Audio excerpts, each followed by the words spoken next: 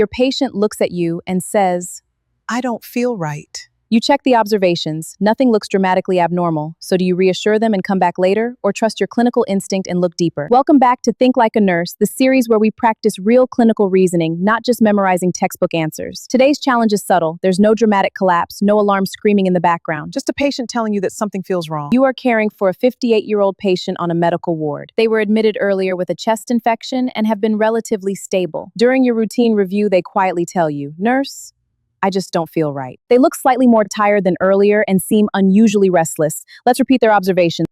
Let's review the current observations.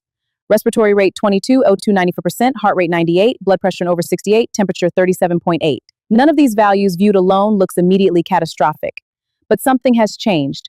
What would you do? Option A, reassure the patient because the observations are almost normal and review them later. Option B, give the patient some water and encourage them to rest. Form a focused ABCDE reassessment. Comparing trends, we see deterioration. We must escalate. This is option C. Option D, wait until the next scheduled observation round. Pause the video.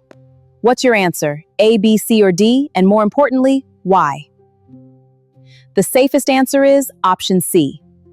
Single set of observations does not tell you the whole story. You need context.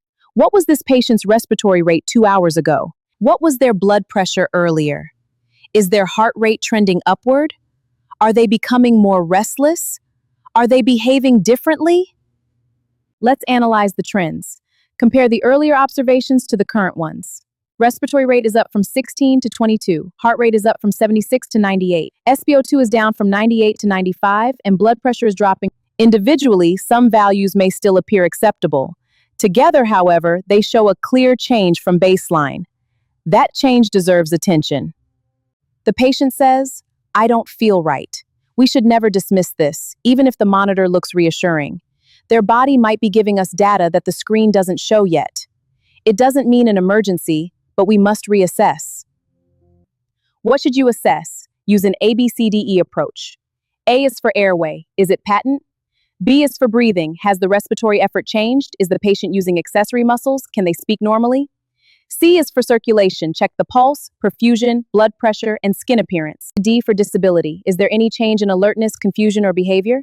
Then E for exposure. Look for fever, rash, pain, swelling, bleeding, or another new problem. Always compare your findings with previous observations. Then use the appropriate escalation pathway for your setting. Here's an important clinical principle. Do not become falsely reassured by one normal-looking number. Clinical deterioration often begins with small changes across several parameters before a dramatic abnormality appears. Here we see subtle increases in respiratory and heart rate, with SpO2 dropping slightly. The Nurse IQ Clinical Pearl: treat the patient, not just the monitor. Numbers support clinical judgment. They do not replace it. Point 1. Always listen when a patient tells you something has changed. Key point 2, compare observations with the patient's baseline and previous trends. Small changes across OBS can matter. Repeat assessment when your clinical concern persists. Use ABCE and your local early warning system. Never ignore your clinical concerns simply because one set of observations looks acceptable. Always trust your instincts and escalate. Did you choose option C? Then you're beginning to think beyond individual numbers and look at the whole patient. But tomorrow's case is even trickier. Your patient's oxygen saturation suddenly drops. Do you reach for oxygen immediately? Or is there something you need to check first? That's episode 5. Subscribe to Nurse IQ, and I'll see you there.